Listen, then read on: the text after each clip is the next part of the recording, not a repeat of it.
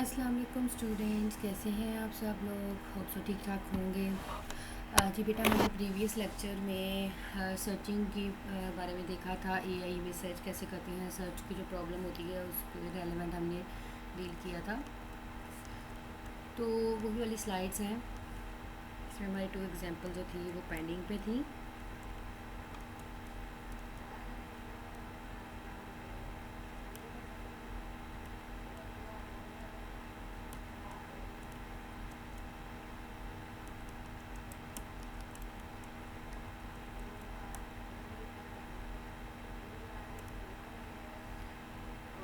Okay, अब हम अपनी नेक्स्ट स्लाइड जो है वो स्टार्ट करते हैं।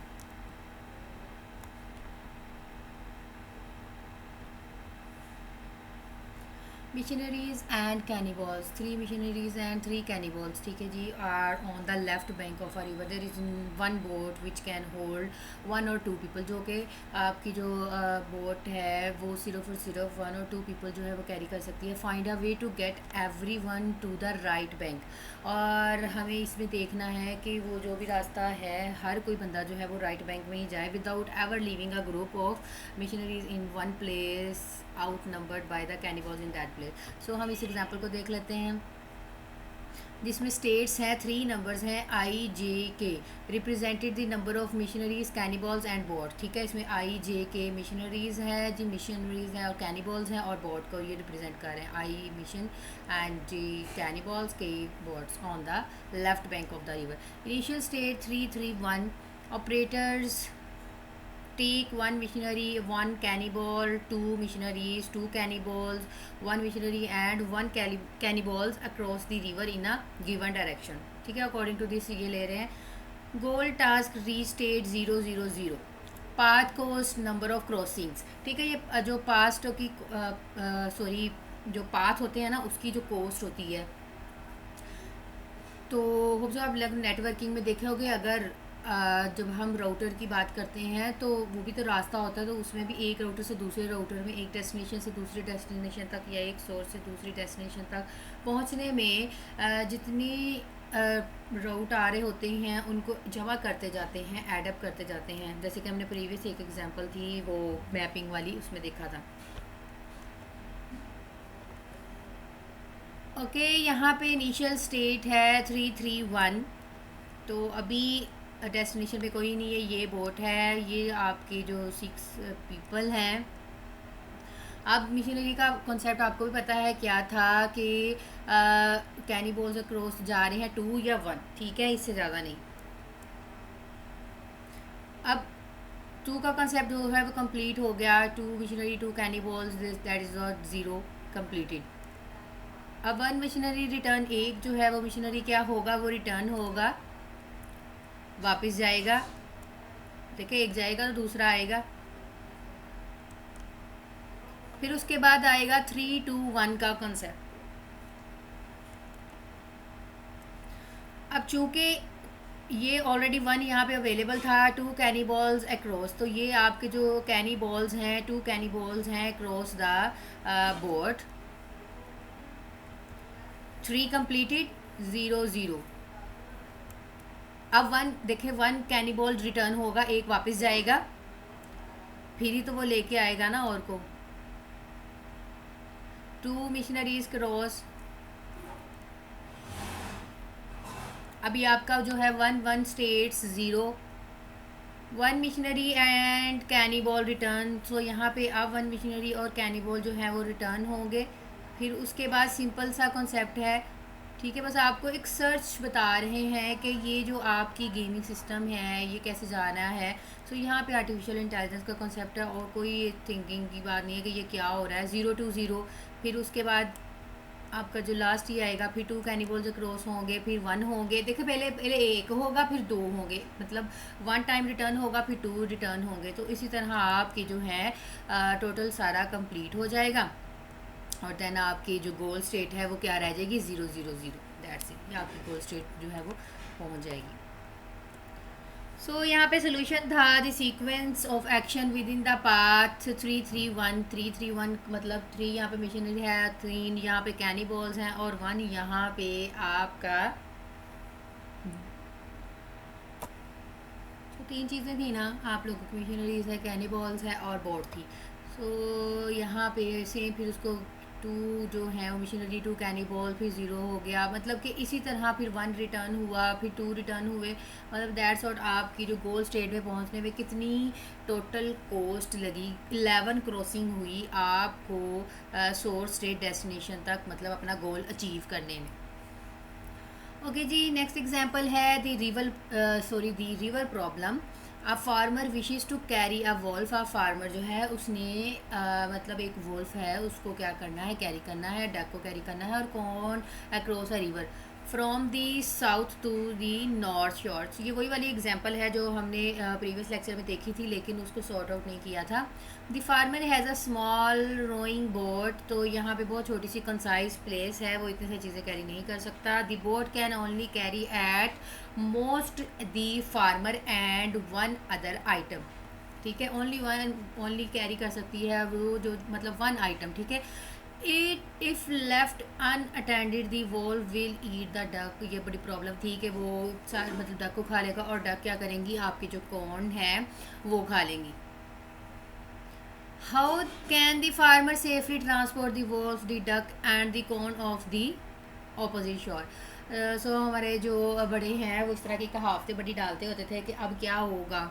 तो इस सिचुएशन में हम सोचने बैठ जाते हैं। ठीक है, जब हमारा माइंड लेवल चेक होता है, बहुत सारे जो लाइक हम में होते हैं, बड़े एफिशिएंटली जवाब भी दे देते हैं, और समटाइम बच्चे जवाब दे देते हैं, बड़े हैरान हो जाते हैं कि हाँ भी इनको भी इस चीज़ का आंसर पता है, क्योंकि वो उनका माइंड लेवल जो है वो बहुत दूर का सोच रहा होता है। So the river problem, farmer wolf duck corn implies that river। So ये इसकी शॉर्ट एब्रीविएशन लिखी है, सो इसमें कंफ्यूज नहीं होना, ये FWCD क्या चीज़ है। How can the farmer safely transport, वो कैसे करेगा। प्रॉब्लम फार्मूलेशन करते हैं, state representation, initial state, goal state, operator और पाथ कोस, ये सारी चीज़ें इसके ऊपर एस्टिमेट लगेंगी। State representation, location of farmer and item in both sides of river. So यहाँ पे क्या है, लोकेशन जो है वो फार्मर की दोनों साइड पे है रिवर के। आइटम इन साउथ शोर, आइटम इन नॉर्थ शोर।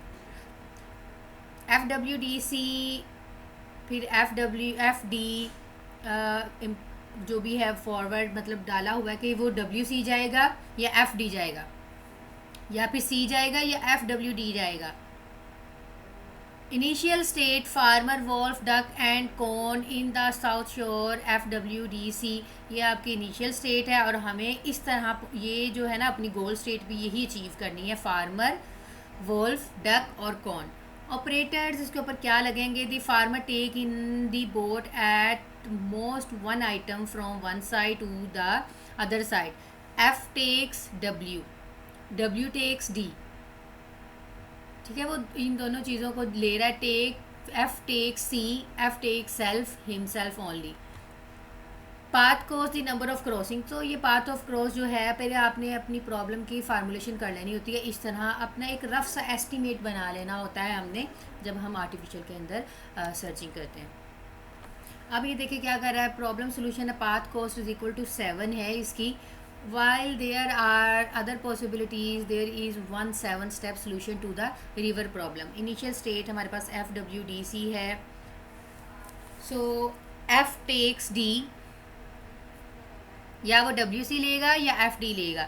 F takes S, आपकी स्टेट ले रहा है, FWC लेगा या फिर D लेगा।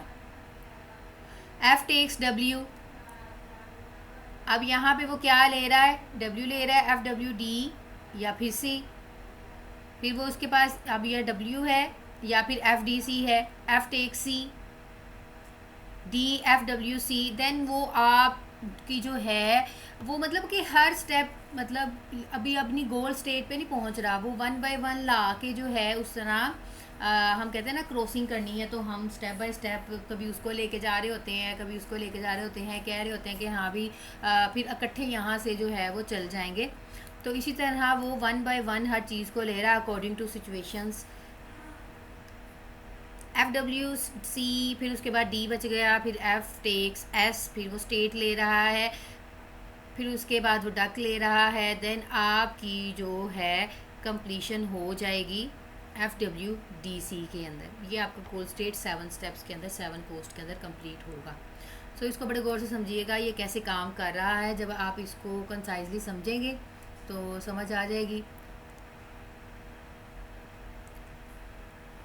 Function simple problem solving agent perception. देखिए जी, जो एजेंट होता है, मैंने पहले भी आप लोगों को परसेप्शन का कॉन्सेप्ट बड़े अच्छे से बताया है। परसेप्शन जिस बंदे की भी स्ट्रॉन्ग होती है, उसको एजेंट तो कहते ही हैं, उसको आर्टिफिशियल इंटेलिजेंट का एजेंट भी कहा जाता है। और ह्यूमन से ज़्यादा परसेप्शन स्ट्रॉन्ग किसकी हो सकती है। तो यहाँ पे return and action, persistence, sequence and action, sequence initially empty state, some description of the current world state. फिर उसके बाद जो आपका गोल होगा, इनिशियली नल होगा, ठीक है जी, नल होगा। प्रॉब्लम फार्मूलेशन, स्टेट यहाँ पे क्या है, अपडेट स्टेट। देखिए जी, जब आप एक स्टेट से दूसरी स्टेट के अंदर मूव करते हैं, जैसे कि हमने इधर मूव किया है, आप एक स्टेट से दूसरी स्टेट के अंदर जा रहे हो, ठीक है, 1 2 3 4 5 6 7 स्टेप कंप्लीट किए हैं ना इसने। मतलब पहले डक ली, फिर उसके बाद स्टेट, ये आपके पास स्टेट आ गई, फिर उसके बाद फिर एक स्टेट आई, फिर आपके पास एक मतलब डक ली, फिर उसने फिर जो कौन को लिया। मतलब कि इसी तरह आप डिफरेंट स्टेट्स के अंदर शफलिंग कर रहे हो। तो स्टेट ले रहे हो, पुरानी स्टेट जो है वो न्यू स्टेट के साथ अपडेट हो जाती है। If sequence is empty then goal formulation, goal state, problem formulation, problem state, goal, जो भी होगा। अगर आपकी सीक्वेंस नल है, एम्प्टी है, सीक्वेंस सर्च प्रॉब्लम देखेगा। If sequence is equal to failure, let's suppose करते हैं अगर आपका सीक्वेंस जो है वो फेलियर हो जाता है, देन रिटर्न आ नल एक्शन। तो वो यहाँ पे क्या करता है, कोई भी एक्शन फेल मतलब परफॉर्म नहीं करेगा। भाई जब आपका स्टेट पहले से ही फेलियर हो गई है तो उसके ऊपर एक्शन परफॉर्म करने का क्या मतलब है, टाइम वेस्ट करना।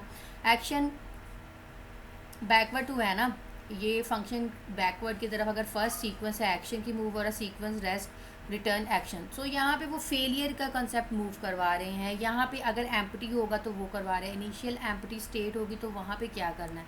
तो हर लिहाज से उसका फंक्शन को एलेबोरेट किया है। इसकी जो समरी है वो ये दी गई है। सर्च, आप सर्च क्या है, process of constructing sequence of action that achieve a goal given a problem. तो सिंपल इन वर्ड सर्च क्या होता है, सर्च एक ऐसा प्रोसेस होता है, ऐसा प्रोसेस का सीक्वेंस कंस्ट्रक्ट किया जाता है एक एक्शन के अकॉर्डिंग कि हमने एक गोल को अचीव करना है अपनी गिवन प्रॉब्लम से रेलिवेंट। तो हम उसकी फार्मुलेशन करते हैं, हम उसके इनिशियल स्टेट देखते हैं और अपनी डेस्टिनेशन स्टेट देखते हैं, और हम देखते हैं कि उसके ऊपर ऑपरेटर्स जो है वो क्या परफॉर्म होने हैं।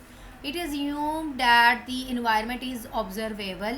हम एज्यूम करते हैं अगर आपका इन्वायरमेंट जो है ऑब्जर्वेबल है, डिटर्मिनिस्टिक है, स्टैटिक है एंड कम्प्लीटली नाउन होना चाहिए। आप लोगों को ये सारी चीज़ें पता होनी चाहिए। गोल फार्मूलेशन क्या है, is the first step is solving problem. So जब हमने गोल देखना होता है ना, अपना गोल लेना है, हमें पता है कि हमने अपनी अचीवमेंट करनी है, तो हमारा फर्स्ट स्टेप होता है कि अपनी प्रॉब्लम को सॉल्व करना है। किससे करना है भाई, सर्च से ही करना है ना। हम सर्च करेंगे तो प्रॉब्लम पता चलेगी, प्रॉब्लम पता चलेगी तो आपको उसका सलूशन पता चलेगा। It facilitate problem formulation. So हमें यहाँ से एक प्रॉब्लम से पता चल गया कि हमें इस प्रॉब्लम का सलूशन फाइंड आउट करना है, हम इस प्रॉब्लम की फार्मूलेशन करनी है। सो फार्मूलेटिंग आ प्रॉब्लम रिक्वायर्ड स्पेसिफिक 5 कंपोनेंट्स। सो हमने 5 कंपोनेंट्स, 5 स्टेप्स ही तो देखे हैं। स्टेट रिप्रेजेंटेशन, जो उसकी स्टेट रिप्रेजेंटेशन कर रही होती है, फिर उसके बाद इनिशियल स्टेट क्या होगी, गोल स्टेट क्या होगी, उसके ऑपरेटर्स, उसके मतलब एक्शंस क्या होंगे, और जो भी उसके पास पाथ और कोस्ट है वो क्या होगी। ओके स्टूडेंट्स, ये जो है आप लोगों के, जो मैंने पार्टीशन आप लोगों के साथ शेयर की गई है गूगल ड्राइव के ऊपर, ठीक है, उसमें जो 4th वाली है, 4th वाला लेक्चर है सर्च 2। मैंने आप लोगों को प्रीवियस जो लेक्चर है लाइक उसमें सर्च के मेथड्स बताए थे, 2 मेथड्स है ना, अनइन्फॉर्म्ड और इन्फॉर्म्ड। तो यहाँ पे अनइन्फॉर्म्ड सर्च है। Basic search algorithm. सो यहाँ पे हम कवर अप करेंगे सर्च के एल्गोरिथम्स को। अनइन्फॉर्म मतलब कि ब्लाइंड सर्च, ठीक है, इसमें ये आपकी ब्लाइंड सर्च होती है। Breadth first search, depth first search, limited iterative deepening. So mapping search navigation already हमने देख लिया था.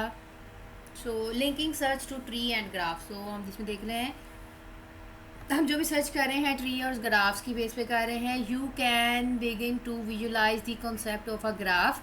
सो हम यहाँ पे क्या कर रहे हैं, कॉन्सेप्ट ले रहे हैं ग्राफ का. विजुलाइजेशन होता है ना, आपको पिक्चर्स की फॉर्म में नज़र आ रहा है. Searching along different path of the graph until you reach the solution. So हम तक जब हम अपनी डेस्टिनेशन तक पहुँचते हैं तो हम क्या करते हैं, अब तक मतलब सर्च करते हैं अपने ग्राफ को जब तक हमें उसका सोल्यूशन ना मिल जाए. The nodes can be considered congruous to the state. सो हम यहाँ पे इसमें हमारे पास जो भी नोड्स हैं वन बाय वन अपने स्टेट तक पहुँचने में उसके साथ लिंकिंग होती हैं. The whole graph can be the state space. तो आपका पूरा जो ग्राफ होता है उसके अंदर देखिए ये आपका ग्राफ है, ये total spacing, so total linking जो भी है वन बाय वन दिखा रहा होता है और उसके अकॉर्डिंग हमारे जो एक्शन है वो परफॉर्म होते हैं. Find in a binary search tree. Binary search tree successful search for node with की 78, unsuccessful search for node with the की 38. मतलब डिफरेंट आपके पास एक बाइनरी सर्च ट्री दिखाए गए हैं. तो ये सर्च ट्रीज होते हैं ना दोनों साइड पे पेरेंट चाइल्ड्स के, मतलब आगे फर्दर टू, मतलब इसकी लीफ जो है ना वो टू ही होते हैं. बाइनरी मतलब कंप्लीट ग्राफ होता है आपका. ट्री सर्च एग्जांपल, आपके पास एक इनिशियल स्टेट है जैसे कि वो वाली नेविगेशन मैप की एग्जांपल है. एरर थी, फिर उसे ट्री की फॉर्म है. देखिए पहले वो सिंपल सर्च कर रहा था ना, उसमें अनइन्फॉर्म्ड और इन्फॉर्म्ड का कॉन्सेप्ट नहीं था, वो एक सिंपल सर्च थी. अब आपको उसका सोल्यूशन बता रहा है कि इस तरीके से भी सर्च किया जा सकता है. इनिशियल स्टेट है, अब वो कहाँ कहाँ से होके गुजर रहा है. आफ्टर एक्सपैंडिंग एरड, मतलब वो डिफरेंट इन सिटीज़, इन जो भी सिटीज़ हैं या मतलब आपकी कंट्रीज़ हैं इनसे होके गुजरेगा. आफ्टर एक्सपैंडिंग CBU, मतलब उसने अपनी जो डेस्टिनेशन तक पहुंचना है तो वो उसने कौन सा रास्ता फॉलो किया, आपके CBU वाला किया अपनी डेस्टिनेशन तक पहुंचने में. उसके बाद फ्रिंज है, मतलब उसके बाद डिफरेंट डेस्टिनेशन है उनको पहुंचना है फ्रेंच तक. तो आपके तीनों सोर्सेज जो हैं वो एरड को फ्रेंच तक जो है वो लेके जा रही है. The collection of nodes that have been generated but not yet expanded. So यहाँ पे एक्सपेंडेड नहीं है, मतलब आपकी जो कलेक्शन ऑफ नोड्स हैं वो जनरेट हो रही हैं लेकिन एक्सपैंड नहीं हो रही. Each element of the fringe is a leaf node. So हर जो एलिमेंट के साथ अटैच है ना उसकी लीफ नोड के साथ है. लीफ होता है ना एज अ, आप लोगों जैसे ट्री होता है, ट्री के लीव्स होती हैं. With currently no successor. So आप लोगों की जो लीफ नोड्स होती हैं उसका कोई भी सक्सेसर नहीं होता, मतलब वो एंड होता है, एंड डेस्टिनेशन होता है. पत्ता होता है ना, पत्ते तक वो एंड हो जाता है, पत्ते के आगे तो नहीं ना पत्ता उग सकता. This search strategy defines which element to choose from the fringe. तो यहाँ पे डिफरेंट स्ट्रेटजी हैं हमें अपनी डेस्टिनेशन तक पहुँचने को चूज़ करने के लिए. Queue function the fringe is implemented as a queue. So यहाँ पे आपका क्यू फंक्शन लगेगा जैसे कि make queue element, make a queue with the given element. Empty queue, check whether queue is empty. वो देखेगा अगर क्यू एम्प्टी है तो वो उसको फॉलो करेगा. Written first element of the Q, remove first Q. Insert करेगा फिर न्यू एलिमेंट के साथ. देखिए जैसे ट्री हम पेरेंट चाइल्ड के रिलेशन में सर्च करते हैं, हमारे पास डिफरेंट सिनेरियोज होते हैं. हम देख लेते हैं कि हमारी डेस्टिनेशन तक पहुंचने में कितने पाथ जो जा रहे हैं, फिर वन बाय वन हम उसके अंदर इंसर्ट करते जाएंगे और अपनी डेस्टिनेशन तक पहुँचते जाएंगे. जैसे हमने अगर अपने मतलब कॉलेज से घर तक आना है या घर से कॉलेज तक जाना है तो आप डेस्टिनेशन कौन सा फॉलो करते हैं. आपके पास बहुत सारे रास्ते होते हैं, वो आपकी मर्ज़ी होती है आपने ट्री की फॉर्म में सर्च करना है या आप सिंपल डिस्प्लेसमेंट की फॉर्म में सर्च करना है.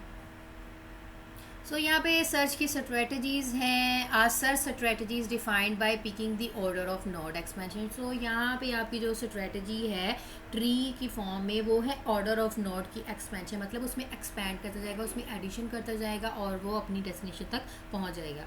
Strategies are evaluated along the following dimensions. तो यहाँ पे आपकी जो स्ट्रेटजीज़ हैं वो एवेल्यूएट होती हैं along the following dimensions.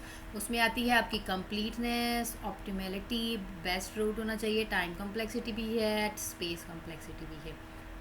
So completeness, does it always find a solution if one exist, क्या ये हमेशा फाइंड आउट करेगा कंप्लीट करने के लिए कि फ़ात एग्जिस्ट कर रहा है कि नहीं, मतलब वो पूरी नोट्स को सर्च करेगा, इतना टाइम वेस्ट हो जाएगा इससे तो काफ़ी ज़्यादा।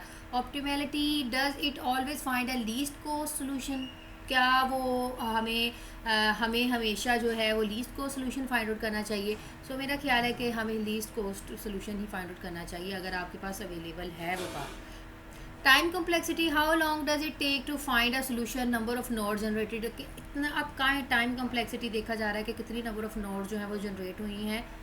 Space complexity, maximum number of nodes in memory, so maximum number of node जो हैं वो मेमोरी के अंदर इन्वॉल्व होंगी। Time and space complexity, time and space complexity are measured in terms of, आपकी जो यहाँ पे टाइम और स्पेस कम्प्लेक्सिटी है वो इस इन फॉर्म के अंदर, टर्म के अंदर जो है वो सर्च की जाती है। The effective branching factor b, maximum number of successors of any node, so यहाँ पे क्या है, मैक्सिमम नंबर ऑफ सक्सेसर होते हैं एनी नोड्स के। The average number of new node we create when expanding a new node, so यहाँ पे मतलब एवरेज कर लिया जाता है न्यू नोड जो भी क्रिएट हो रही हैं पुरानी वाली नोड्स के साथ, ठीक है, हम उसमें जमा करते जाएंगे और उसका एवरेज निकालते जाएंगे। Depth of the shallowest goal node, the length of a path to a goal, so ये जो आपकी डेप्थ होती है ना वो टोटल बताती है कि इतनी डेप्थ, इतनी गहराई के साथ वो अपनी गोल को उसने अचीव किया है। M, the maximum length of any path in the state space, तो यहाँ पे एम क्या रिप्रेजेंट करता है, maximum length of any path in the state space. Hope so आप लोगों ने डाटा स्ट्रक्चर पढ़ी होगी। डाटा स्ट्रक्चर के अंदर ट्रीज़ की ये सारी खसूसियात आती हैं कि एक मतलब ट्री के अंदर, एक ग्राफ के अंदर ये सारी चीज़ें क्या होती हैं। Breadth first search, BFS, expand shallowest unexpanding node, implementation fringe is the FIFO queue, ठीक है जी, जो आपकी क्यू होती है वो ऐसी काम करती है फर्स्ट इन फर्स्ट आउट की फॉर्म में, new successes go at the end. So इसका ये आपकी मेन नोड है, इसने अपनी डेस्टिनेशन तक जाना है। देन मूव कर रही है ये बी और सी, अब 2 है लेकिन वो बी को उसने फॉलो किया, देन फिर सी के पास गई, मतलब अब ये उसके फर्दर लीव्स, इसके बाद डी और ई के बाद आगे आपकी नोड्स नहीं जनरेट हो रही। जो फर्स्ट आ रहा है फर्स्ट इन फर्स्ट आउट, ये बात याद रखें, जो पहले है वो पहले जाएगा, पहले ए था, फिर बी था, फिर सी था, फिर डी है, ठीक है, फिर ई होगा, फिर एफ होगा, फिर जी होगा, इस तरह 1 बाय 1 जो है वो जाएगा। तो यहाँ पे प्रोग्राम लिखा है Q is equal to queue, ये आपकी Q बनाई है, Q का वेरिएबल बनाया है, न्यू लिंक्ड लिस्ट, मतलब जो भी अब उसके साथ अटैच होगी वो लिंक लिस्ट आप बना रहे हैं। पूरी लिंक लिस्ट का एक फंक्शन क्रिएट किया, Q डॉट ऐड, मतलब अब ऐड कर रहे हैं किसके अंदर, इस Q के अंदर दिस रूट नोड, मतलब पहले देखे ये वाली थी ना A थी, फिर इसके अंदर ऐड की B, फिर इसके अंदर ऐड की C। Print node this dot root node, अब वो प्रिंट हो जाएगी root node dot visited is equal to true, अगर उसके आगे नोड अवेलेबल होगी तो उसके ऊपर विजिट करेगा और वो वैल्यू ट्रू हो जाएगी, मतलब वो आगे चलता जाएगा जब तक आपकी लीफ नोड नहीं आ जाती। While not Q dot is empty,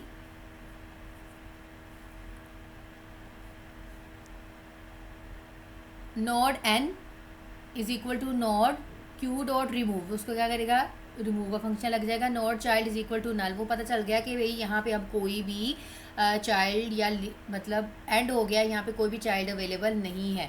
while child is equal to get unvisited child not is equal to null, अगर कोई अनविजिटेड चाइल्ड अवेलेबल है तो वो उसको नल कंसीडर करेगा कि अभी ये बंद मत करो, फिर उसके अंदर ये चलेगा चाइल्ड डॉट विजिटेड, हाँ जी जी, child dot visited is equal to true, child available है, मतलब देखो ना डी तक है चला, उसके बाद भी ई अवेलेबल था, एफ अवेलेबल था, जी अवेलेबल था, अगर जी तक हो गया कंप्लीट तो देन वो आपकी टर्मिनेट कर देगा सारी कंडीशन, अदरवाइज अगर सी के बाद एफ जी अवेलेबल है तो वो इसको भी चलाएगा। पूरे ट्री को सर्च करना है हमने।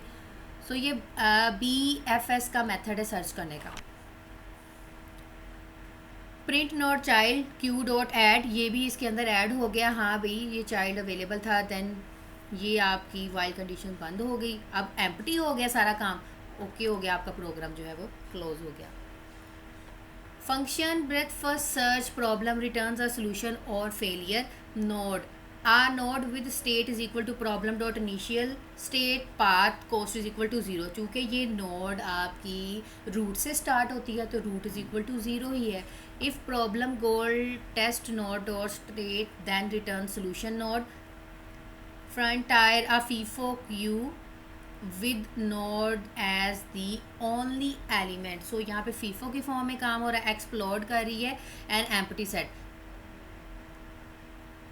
ये उसी प्रोग्राम को कह रहे हैं कि अगर उसके अंदर स्टेट अवेलेबल होगी तो वो नल नहीं कंसीडर होगा, वो चाइल्ड नोड को एक्सेप्ट करेगा और प्रीवियस नोड के साथ ऐड कर देगा, then that's it. Loop do if empty frontier then return failure. So यहाँ पे फ्रंट टायर मतलब आपका फीफो क्यू जो है ओनली वन एलिमेंट है, तो वो क्या करेगा, उसको फेलियर रिटर्न करवा देगा। Node pop front tyre